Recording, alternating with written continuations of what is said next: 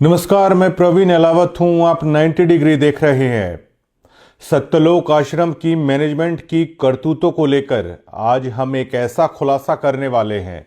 न केवल सत्यलोक आश्रम की मैनेजमेंट से जुड़े हुए भक्त बल्कि हरियाणा और देश भर से देख रहे अन्य लोगों के पैरों तले की जमीन है वो खिसक जाएगी।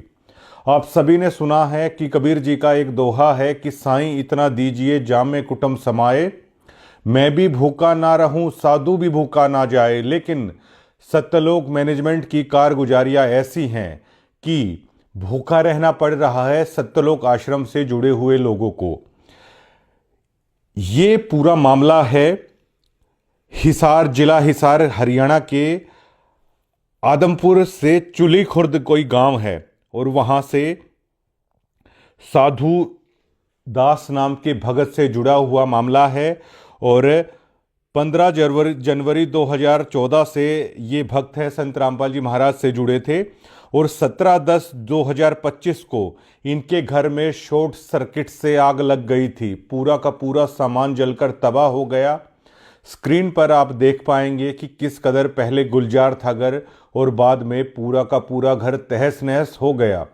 सत्यलोक आश्रम की तरफ से वहां पर उनके तनखैया पत्रकार भी आए थे।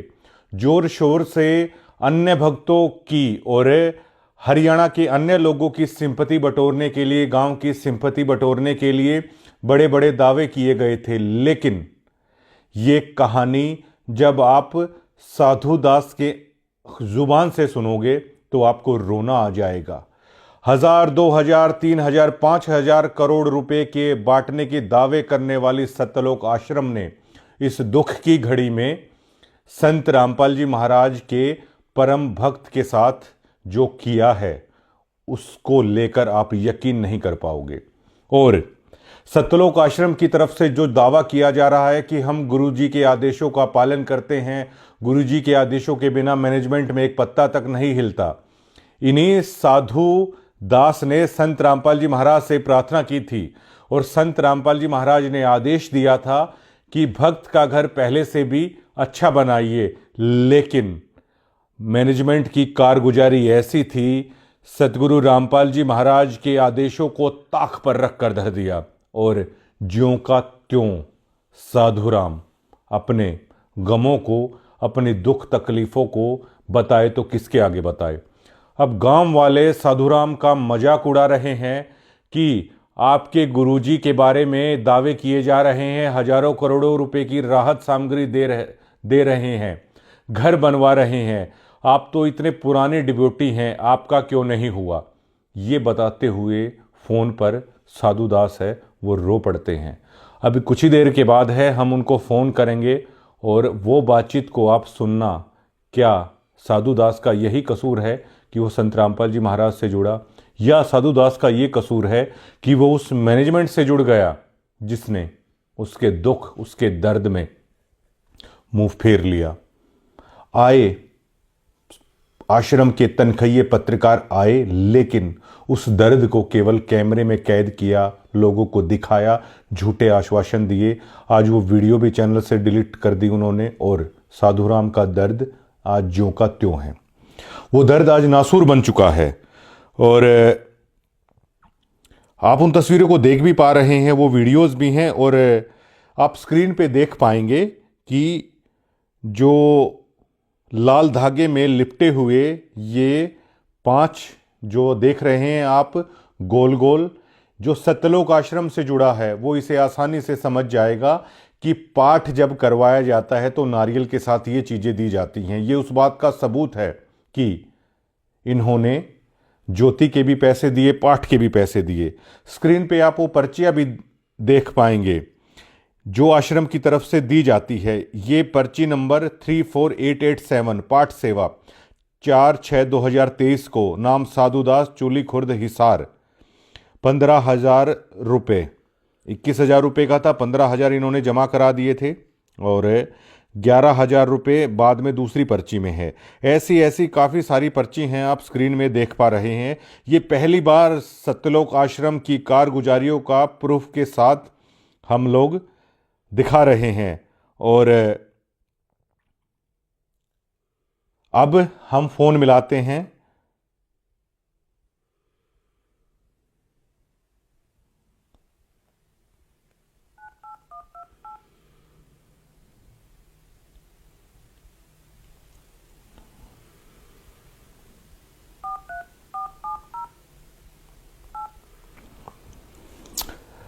आप सिहर उठेंगे साधु दास की ये कहानी सुनकर।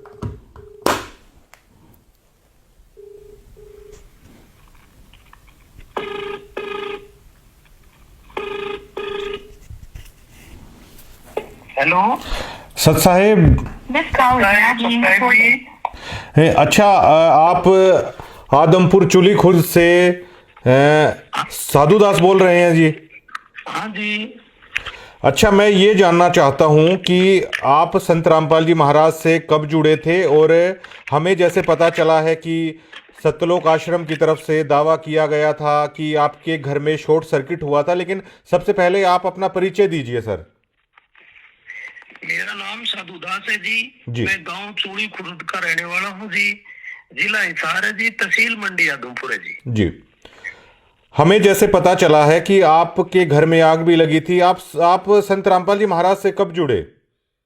मैं जी संत रामपाल जी महाराज जी से जुड़ा था 2014 और दूसरा महीना और 15 तारीख जी। आपने मतलब जो पाठ सेवा की और दान सेवा की जो पर्चियां दी हैं, इनमें कितनी सच्चाई है जो हमारे पास हैं? ये तो आपके सामने है जी। मैं आपको ये भी दिखाई हूँ, जो वो है ना गोल गोल गिंडी सी। हाँ जी, हाँ जी। उसका मेरे को नाम तो पता नहीं है जी, क्या होते हैं वो। हाँ, ये पाठ के दौरान शायद दी जाती हैं। हाँ, ये पाठ के दौरान दी जाती है जी। ये कुछ तो मेरे को पाई नहीं। और ये जो प्रसाद लाते हैं ना पर्चियां, उनको जमा करवाते हैं जी, तब ये इसमें देते हैं कुछ छुहारे, अखरोट, नारियल, ऐसा 2 किलो सामान देते हैं जी। इसका मतलब आप 2014 से जुड़े हैं, तो आप काफी पुराने भक्त हैं जो सत्यलोक आश्रम से जुड़े हैं सर। बहुत बहुत पुराने भक्त हैं जी। हम यहाँ हमारा गांव चूड़ी खुर्द है, इसमें एरिया में कोई नहीं था जी जब आप जुड़े थे। हाँ, हमने बहुतों को जोड़े जी परमात्मा की दया से। आपने दान भी किया, आपने और लोगों को भी जोड़ा परमार्थ के रास्ते पे, परमात्मा के रास्ते पे।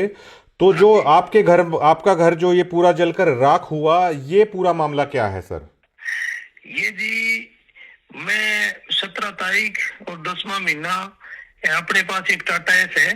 मैं किसी भगत की बुकिंग पर गया था, और जो भगतपति है वो निबली में कुछ घर की सफाई कर लो जी। अपने मोटरसाइकिल थे 2 भीतर, तो मोटरसाइकिल बोली ये बाहर निकाल दो। तो मैं कहा जी रहने दे, किसी सफाई अपन के सफाई का करना, बोले काट दो, मेरा जी करे जमा कर लिए भाई। वो 2 मोटरसाइकिल बाहर काट दिए, और सामान कटवाने के लिए वो पड़ोसियों के पास अपने जो साथ में घर है वहां गई हुई थी। और वहां एक लड़की है, अपने जो चाचा लगते है, जो धर्मा सारण है जी। तो वह बोली के भाभी जी मैं कटवा दूंगी, आप 2 मिनट में बैठ जाओ, मैं कपड़े धो लूं। तो पीछे से कोई शॉर्ट सर्किट से आग लग गई। वो वहां बैठी थी, मैं बुकिंग पर गया हुआ था।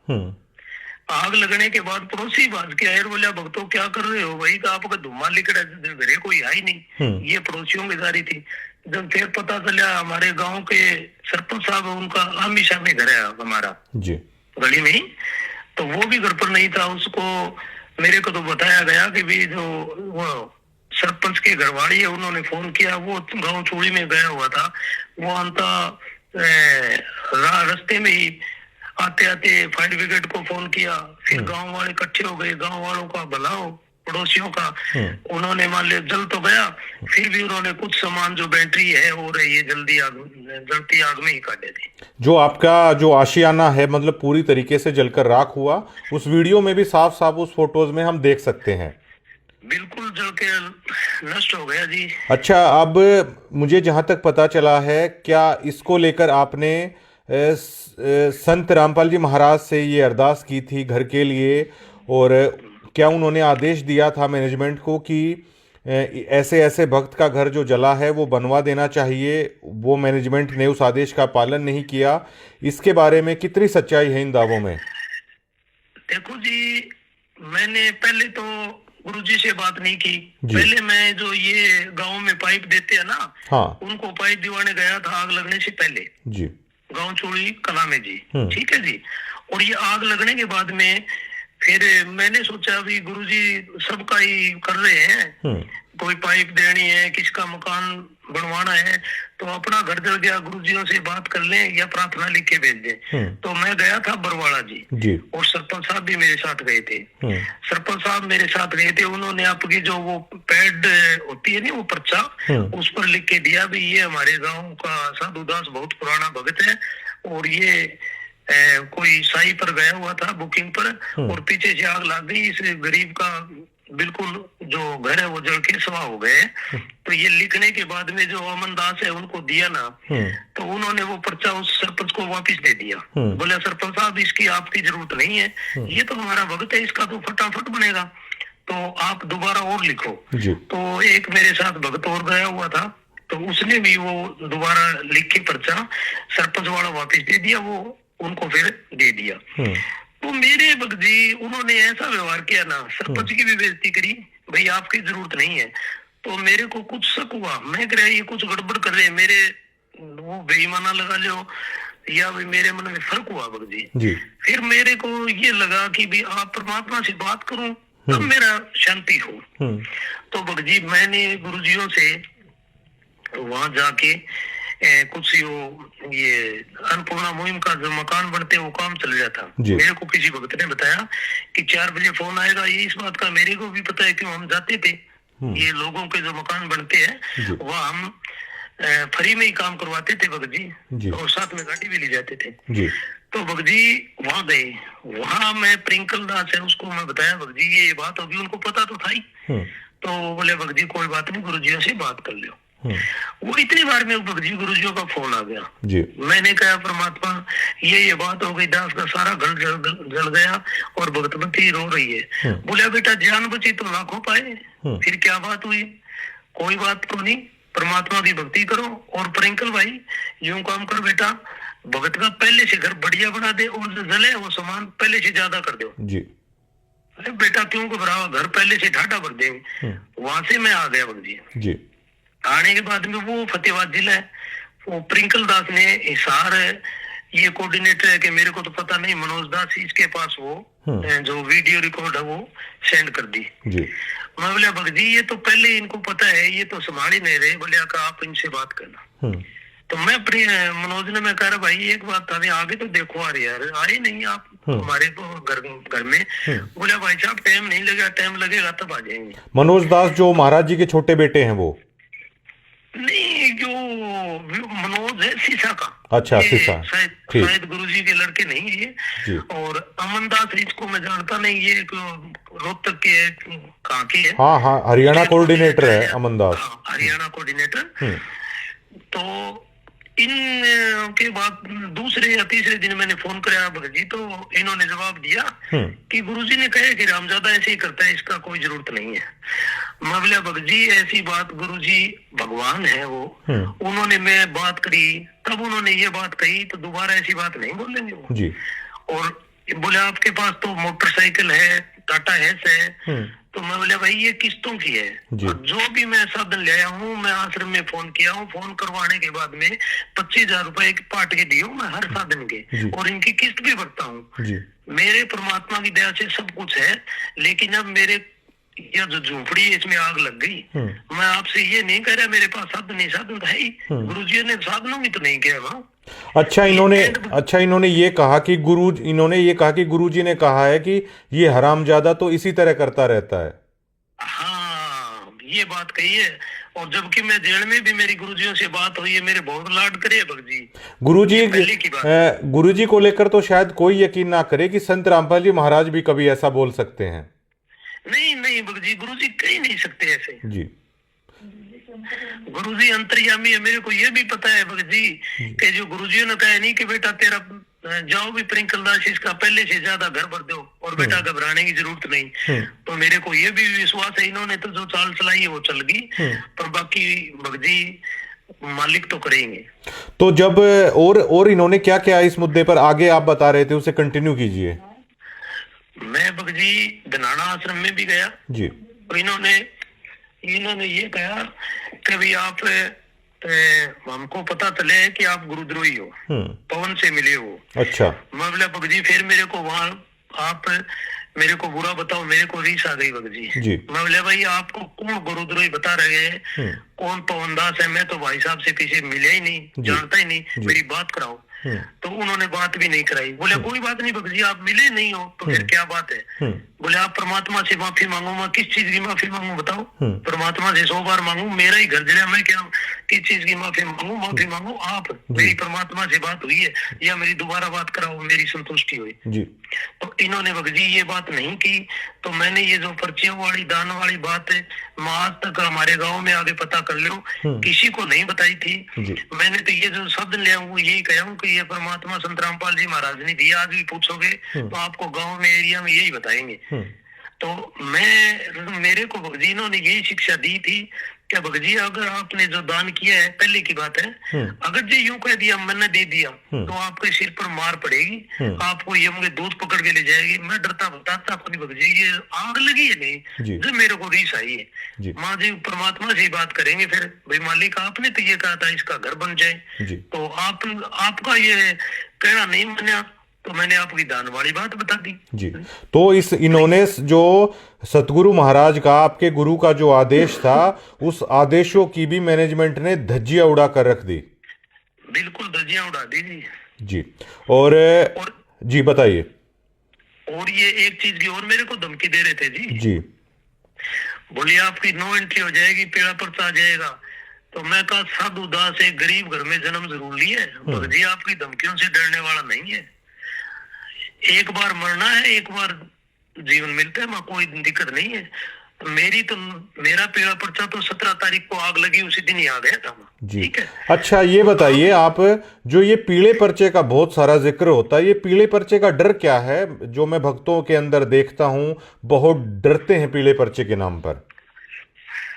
भगत जी मेरे को तो ऐसा लग रहा है भाई आप वैसे राजनीति की बात नहीं करते जी। मेरे तो दिमाग में ये बात है, जैसे कोई सरकार के खिलाफ बोलता है वो तो होता है देशद्रोही।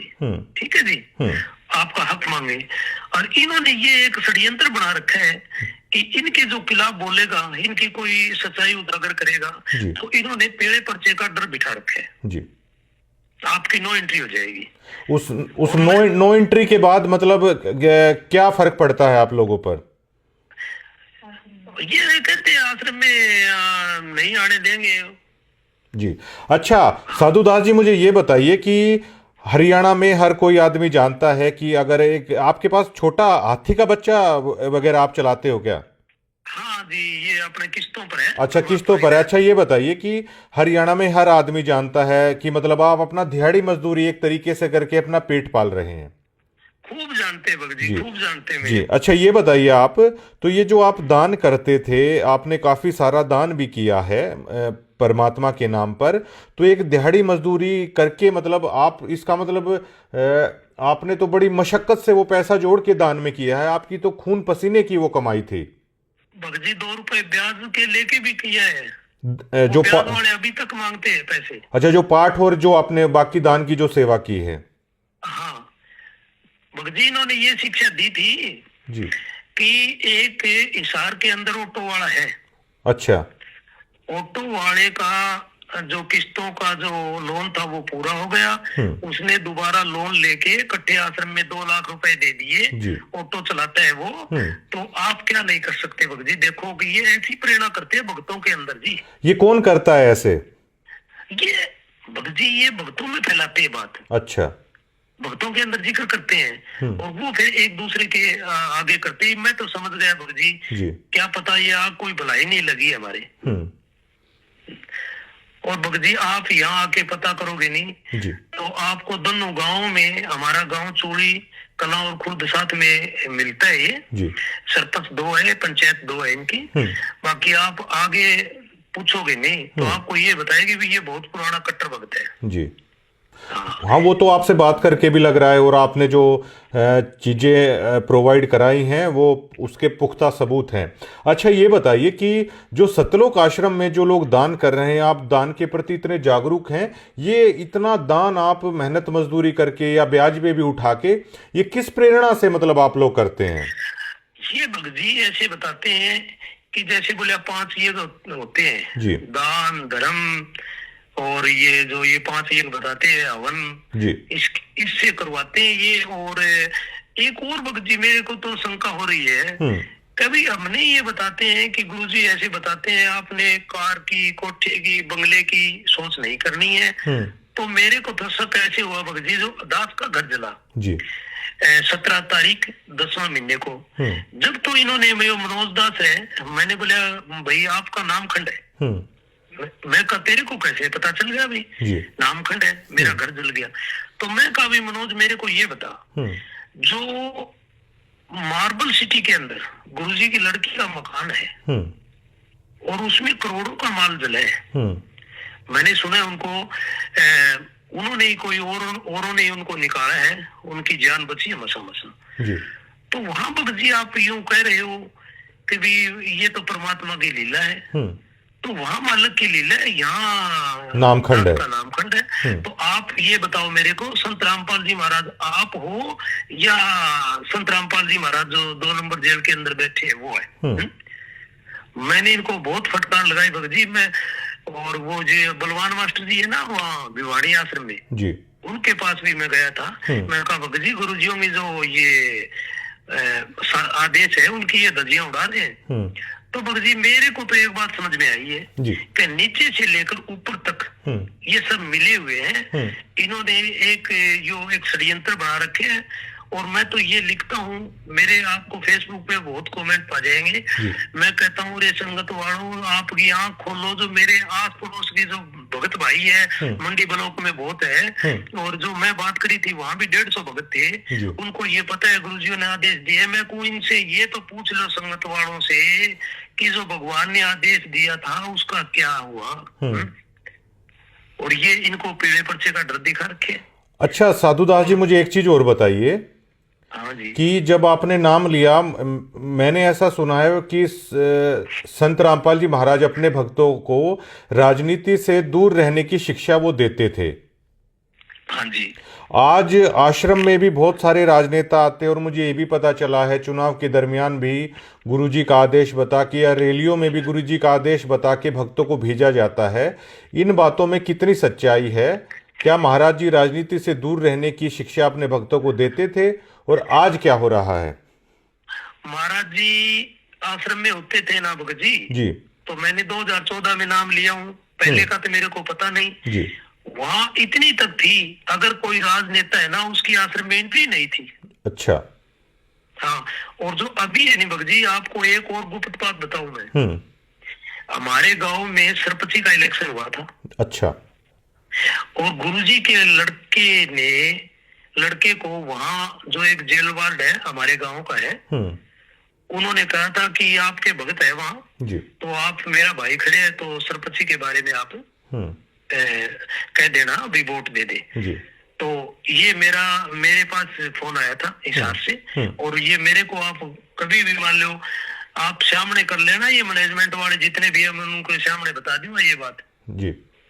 हाँ, और 2019 में कांग्रेस पार्टी के लिए इन्होंने पीला पर्चा निकाला था, और अभी के लिए ये जो बीजेपी का चुनाव था इन्हों को वोट दिवाए थे भगत जी।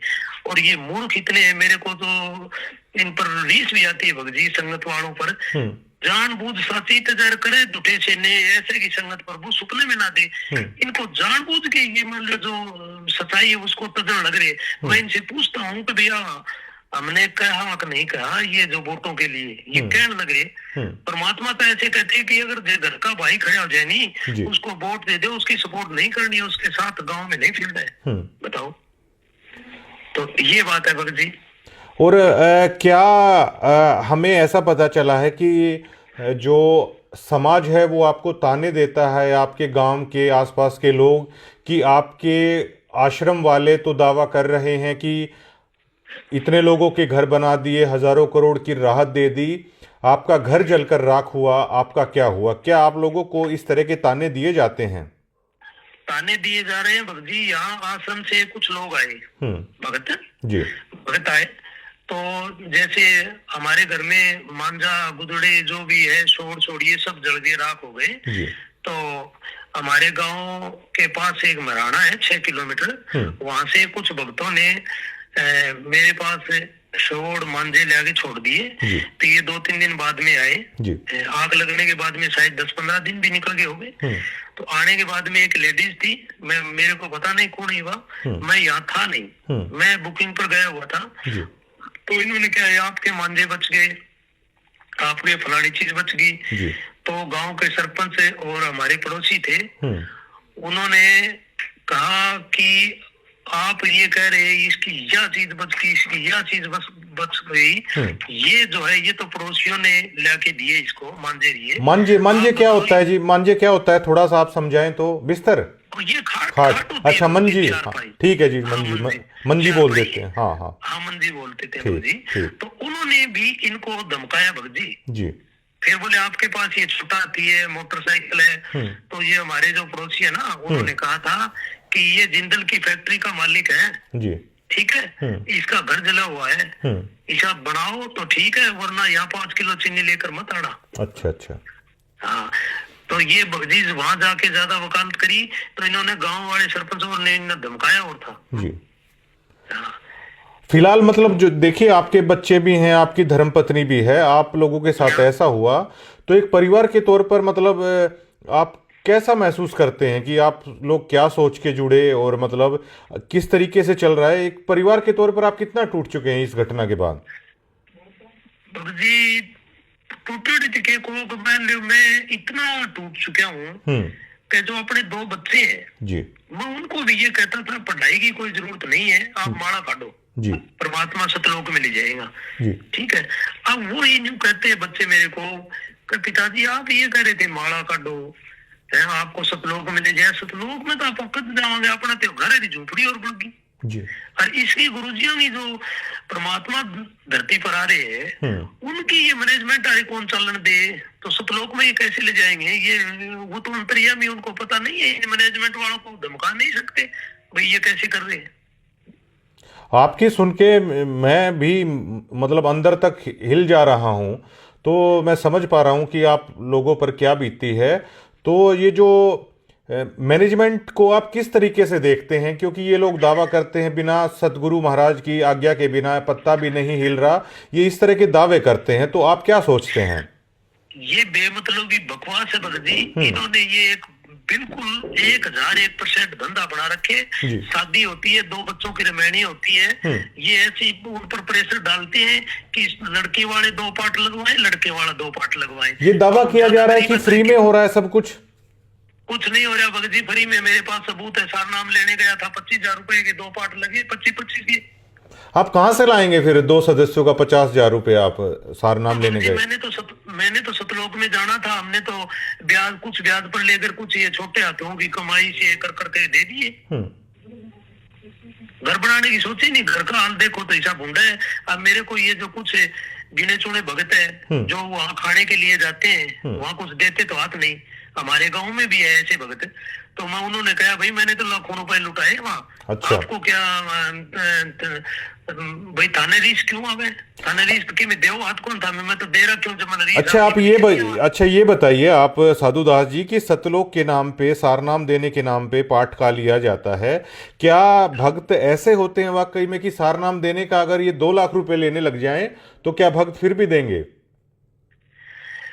भगत जी कोई देना रहा वो तो दे ही सके, बाकी मैं तो जो यहाँ जोड़े हूँ नहीं भक्तों को, अब मेरे को आगे जो बूढ़ी ढेरी लुगाइयां हैं वो उनमा देती है, कोई मौसी है, कोई ताई है, कि बेटा तुमने हमको वहाँ फंसाया।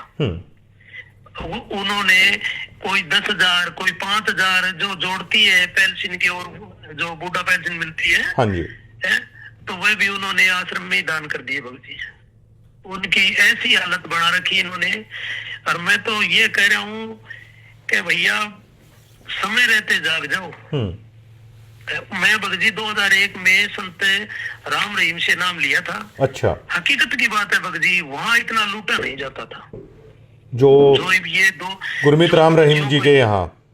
हाँ, वहाँ लूटा नहीं जाता था। हाँ ठीक है, उनका एक धंधा है, उनकी दुकान है, दुकान से मॉल सामान मिलता है। जी। फिर बाकी इनसे अच्छा तो वही है भगत जी, मॉल तो ले ले सामान, कोई कंडीशन तो नहीं आप इतने दे दो।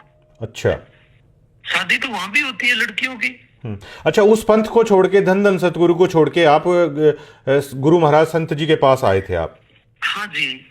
आप अब इनके- अच्छा मुझे ये बताइए, आपको परेशानी इस मैनेजमेंट के लूट के धंधे ने किया या संत रामपाल जी महाराज जी में कोई कमी है? आप ये भी बता दीजिए सर। संत रामपाल जी महाराज में कोई कमी नहीं है जी। जी। ये मैनेजमेंट है नहीं, इन्होंने भगत जी भाई इनके ऊपर सर पर काल बैठे हैं। अच्छा। और आप देख लेना, परमात्मा ने जितनी अपने को सांस दी है तो इनका ऐसा हाल होगा, ये याद रखेंगे, देख देगा। ये भगत जी सब बुंदा हाल करते हैं, ये जैसे इसी बड़ी बड़ी गाड़ियां निकालते हैं और ये मान लो जैसे ये गाड़ियों में आते हैं, बड़ी बड़ी गाड़ियां लेके आते हैं और हमको कहते हैं कि आपने कारगिर इनकी जरूरत नहीं है, और हमको ये कहते हैं दान का बताना ही नहीं है। अच्छा। आप ये सोशल मीडिया पर और बड़े बड़े एमएलए सरपंच जो विधायकों को बुला बुला कर ये बड़ा वो लड़कियों का डांस होता है, वहाँ ये उनको इनाम देते हैं। मैंने देखे कई वीडियो में, पैसे भी देते हैं खूब। तो ये हम नहीं दे सकते, इससे अच्छा तो हम आप दे देते गरीबों को। अच्छा, ये बताइए कि आप 2014 से जुड़े, तो 2014 के बाद से आपकी कंडीशन ये है कि आपका घर जल के राख हो गया। तो ये जो लोग हैं इनकी कंडीशन क्या है? ये तो बहुत महंगी महंगी गाड़ियों में चल रहे हैं। कंडीशन क्या है भगत जी? मैंने आपको गुरुजियों की लड़की का मकाम बताया। ये पहले ये 2014 में ये किस हालात में थे? आज तो मतलब इनका लाइफस्टाइल अगर आप देखेंगे तो आप अंदाजा नहीं लगा सकते कि कैसे हो रहा है सब कुछ। तब ये भगत जी ये भीगी बिल्ली थे। अच्छा। कुछ नहीं था इनके पास जब संत कुछ जी नहीं था थे, इनके पास। जब गुरु जी बाहर थे। हाँ, तब कुछ नहीं था इनके पास। अच्छा। हाँ। और गुरुजी थे वो तो आमी सामी बात हो करती, परमात्मा इनको अब इनको पता नहीं है भगत जी भी परमात्मा अंतर्यामी है, वो वहां भी बैठा आपको देख रहे हैं जी। इन्होंने मेरा तो सबसे ज्यादा भगत जी भाई, आप कह रहे हो नहीं भाई, मेरे को भी अंदर से न्यू महसूस होता है कि भाई ये जो संगत है, बेचारी भोली संगत है, इनका क्या बनेगा? मैं तो इनसे निकल गया, मैं तो परमात्मा आएगा तभी बात करूंगा। अच्छा, ये बताइए कि क्या आप मानते हैं कि जो ये संत जी से जुड़े हुए मैनेजमेंट के लोग हैं आज जिस तरह की लग्जरी लाइफस्टाइल जी रहे हैं, तो बिना मेहनत की बजाय आप लोगों का दिया हुए पैसे पे ये सभी हो रहा है? कितनी सच्चाई मानते हैं आप इस बात में? 1001% है भगत जी। जी। और ये एक बात और बताऊं भगत जी। हाँ जी। ये झूठा दावा करते हैं कि भी जो संत रामपाल जी महाराज के जो ये बेटा बेटी है, ये किसानों के खेत में बैठे हैं और कि जो अब बाढ़ के टाइम आते हैं, ये बिल्कुल झूठी बातें हैं। ये कुछ हासिल करना चाहते हैं, मेरे को तो पता नहीं, या राजनीति में आते होंगे। और बाकी ये महंगे महंगे स्कूलों में पढ़ते हैं। ये सब इनके काम हाई लेवल के चलते हैं भगत जी। ये लोग दिखावा करने के लिए आते हैं। और बाकी जैसे ये अन्नपूर्णा मुहिम के द्वारा मकाम बनते हैं, ये अगर इनको फोटो बनवानी होती हो तो एक एक चक ले गए, और वरना ये तो हाथ ही नहीं लगाते जी। बताओ। अच्छा, ये बताइए कि आपके दिल पे क्या बीतती है जब लोग आपको ताने देते होंगे कि संत रामपाल जी महाराज से जुड़ के आज आपके हालात क्या हैं, तो आपकी मनोस्थिति क्या होती है? आपकी, आपके परिवार की, आपके बच्चों की? तो मतलब क्या चलता है आपके अंदर जब लोग ताने देते हैं आपको? भगत जी, चलता ये है कि जैसे 2014 से जुड़ा था जी है? अब लोग कहते हैं कि तू संत रामपाल जी महाराज की खातिर ऐसे कहता था, ऐसे कहता था। क्यों? जो हमारे गिरी पंथ का एक डेरा है चंडीगिरी का, तो यहाँ एक वो मनसा गिरी जी थे, फौजी थे महात्मा, तो उनके साथ मेरी लड़ाई भी हुई थी। उन्होंने कहा था कि भाई ये आपने पुस्तक बांटी तो आपको ये कर देंगे, ये कर देंगे। तो उनके साथ मेरी खूब लड़ाई हुई थी। उन्होंने कई दिन से वो गाना भी चलाया था, जो वो वहाँ केदारनाथ में बाढ़ आई थी ना, लोग मरे थे। हाँ। उसके नाम पे और गुरुजियों के नाम पर उसके वो सेम गाना गाना निकाला था। हाँ तो मेरी बहुत गुरुजियों के जो यो सत्संग लाइन है गुरुजी जो नाम दीक्षा देते हैं, मैं यही कहता था संत रामपाल जी महाराज पूरे विश्व में ही एक ये तत्वदर्शी संत है और कोई धरती पर ज्ञान है ही ना इनके सिवा। तो मेरी बहुत उमंग थी, भगजी भक्तों को बहुत जोड़ता था, गाड़ी में ले जाता था। और वो उन उमंगों पर इन्होंने हमारे गांव में या एरिया में मेरे को बोलने जो का नहीं छोड़ा। और लोगों ने मेरी मजाक बनाई है कि ले ले टिंडे ले लिए कितने। मैं एक भी उनको कहूँ भाई गुरुजी ठीक है ये कर रहे हैं गलत सारा गुरुजी जी। तो इन लोगों का कहाँ ठिकाना बनेगा जब आप जैसे श्रद्धावान की श्रद्धा को इन्होंने तहस नहस कर दिया? क्या मानते हैं आप? ठिकाना बनने लग रही है भक्ति। तो इनके जो संगत जुड़ी हुई है, जैसे आपने सोजत का देखा होगा, वहाँ तो एक बच्चे की मौत हुई है, एक वो जो उसकी माता जी है कौन है वो उनके भी कोई टाबर टिकर होने वाला था, वो भी मेरे जान में अभी बीमार है, उन्हें झटका लगे। हाँ आज भी एक्सीडेंट में आश्रम में आए हुए थे राजस्थान के कुछ किसान या जाट नेता थे, तो उनकी भी आज एक्सीडेंट में मौत हुई है। ये भी मामला काफ़ी चल रहा है। अच्छा सर ये बताइए, ये और मुझे बताइए आप, क्या आप इस पूरे मामले में जो मैनेजमेंट है, क्या वो जातिगत भेदभाव क्या होता है वहाँ पर? क्या आप ये मानते हैं आपके मामले में कोई जातिगत भेदभाव भी हुआ?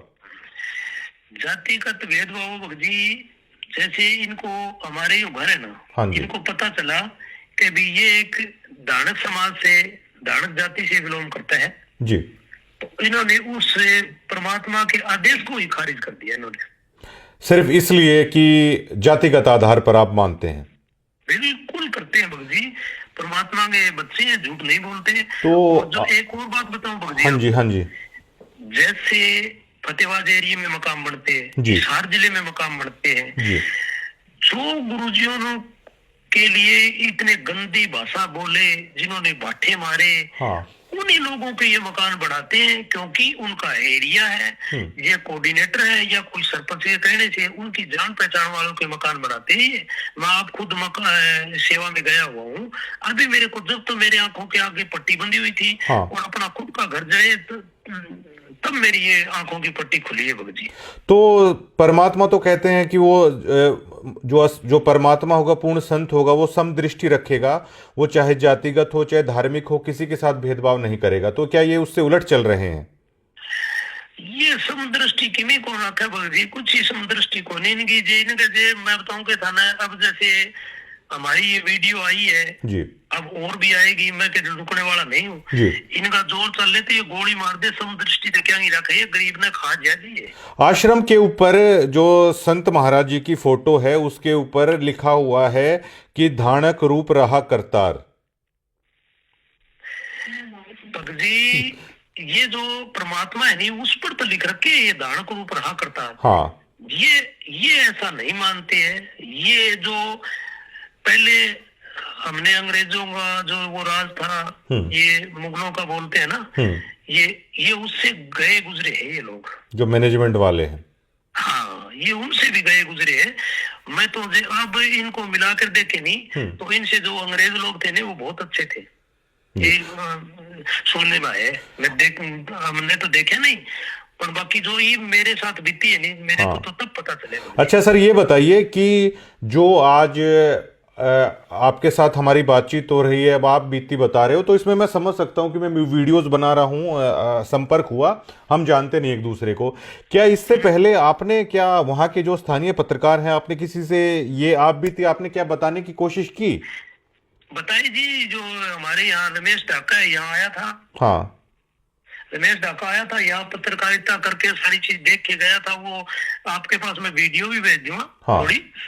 और उनको ये जो आश्रम वाले हैं उनको पैसा दे दिया और वो चीज को दबा दी, उन्होंने अपने चैनल से डिलीट कर दी। अच्छा, जो वीडियोस आपकी बना के लेके गए थे? हाँ बना के ले गए, उन्होंने कह दिया आश्रम वालों ने कि भाई ये वीडियो हटा दे, हमने कुछ देना लेना तो है ही नहीं जी। तो हाँ उसको पैसा दिए, ये वक्त जी कुछ न कुछ दिए जी, सदी वो गीत गाता फिरता है जी। तो आपका बहुत बहुत शुक्रिया, और जल्द ही एक वीडियो इंटरव्यू भी है आपके साथ, हम कोशिश करेंगे कि आपको मतलब वीडियो इंटरव्यू भी हम लोग करें। बिल्कुल भगत जी, परमात्मा की दया से गरीब घर में जरूर है, हाँ जी। पर हम डरने वाले नहीं है। जी मरना एक ही दिन है। जी। और ठीक है। और मैंने आप जैसे भक्तों से ही सुना है कि संत वचन कभी खाली नहीं जाता। जो गुरु महाराज जी ने आपको कहा था कि वो घर पहले से भी बेटर होगा, तो हम भी भरोसा करते हैं कि उनका वचन खाली नहीं जाएगा।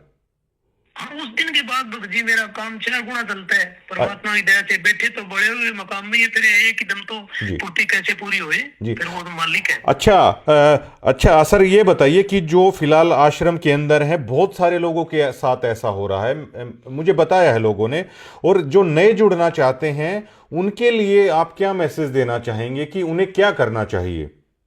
क्योंकि देखिए, ये जोड़ लेते हैं उस पुस्तक के द्वारा, उस वाणी के द्वारा आदमी जुड़ता है कि हाँ, ये ज्ञान बिल्कुल ठीक है, लेकिन वो जाएगा तो इन्हीं के आश्रमों में। तो आप क्या कहना चाहते हैं? भक्त जी, परमात्मा की दया से मैं तो यही कहना चाहता हूँ कि यहाँ जो जुड़ेगा ना, वो अभी तो पहले तो ये बुला फुसला के जुड़ाएंगे, फिर उसको दान दत्ते की बात करेंगे जी। उनको आपको ही पता चल जाएगा इनके पास कुछ नहीं है। जी। मैं तो कोई इनके आश्रमों में जाऊं ही ना, मेरे को तो मेरे पर तो बीती है भक्त जी। अब आप क्या संत रामपाल जी महाराज की भक्ति आपका परिवार करता है क्या? संत रामपाल जी महाराज की जो नियम बताए नहीं गुरु जी ने, वो नियमों पर है। और हम आश्रम में नहीं जाते भक्त जी। अब वहाँ जो टुकड़ा खाते हैं नहीं, वो ही हमें बस ऐसे लगता है कि ये इस गरीब का दान दिया हुआ है। तो भक्त जी मैं 2014 में जाता था ना, तब नेपाल से, राजस्थान से भक्त आते थे। उनके 2-2 फुट की लंगोटी होती थी और पुराने कपड़े होते थे भक्त जी, और फिर भी वह दान देते थे भक्त जी। तभी मेरे को ये लग रहे है कभी यहाँ इनका अन्न खाना भी गलत है। जी जी जी। हाँ, इनका जो अन्न खावा नहीं वो ही गलत है। और मैं तो ये कहूँ भाई, गरीब संगत, जाग जाओ जाग जाओ जाग जाओ, ठीक रहोगे, नहीं मारे जाओगे। आप देख लो धनाड़ा आश्रम की, आप पीछे इसी की बात है भक्त जी, एक हिसार के पास एक गांव है, उसका लड़का गया हुआ था, 17-18 साल का एक ही लड़का था, बीए में पढ़ता था वो जी। ठीक है भक्त जी, और वहां दुर्घटना में मारा गया। तो परमात्मा तो ये कहते हैं ना कि भाई बाप से पहले बेटा नहीं मरता। तो इन्होंने मर्यादा सब भक्तों की खंड करवा रखी है जी, मर्यादा खंड करवा रखी है भक्त जी। ऐसे ही मरण लग रही है भक्त, और इनकी आंख कद खुलेगी पता नहीं मेरे को। बहुत बहुत शुक्रिया तमाम बातचीत करने के लिए जी हमारे साथ। ठीक है जी। सत साहिब जी।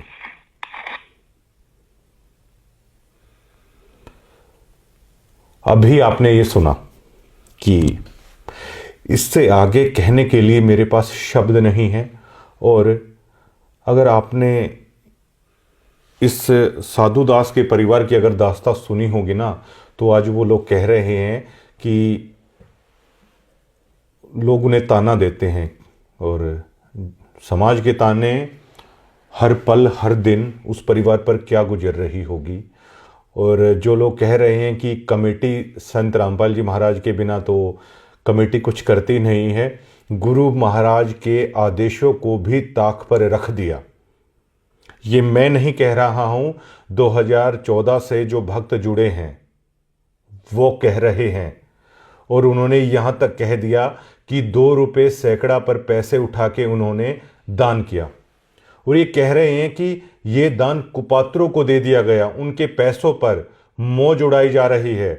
2014 में जिनके हालात कुछ थे, आज वो लग्जरी गाड़ियों में घूम रहे हैं, आलीशान महल हैं उन लोगों के पास, लेकिन साधु दास जैसे लोगों के घर हैं वो जलकर राख हो गए। ये अकेले साधु दास की कहानी नहीं है, पता नहीं कितने ऐसे भक्त हैं जिनकी श्रद्धा को, जिनके अरमानों को रौंद दिया गया मैनेजमेंट ने, और जिनके सपने, जिनकी श्रद्धा जलकर राख हो गई।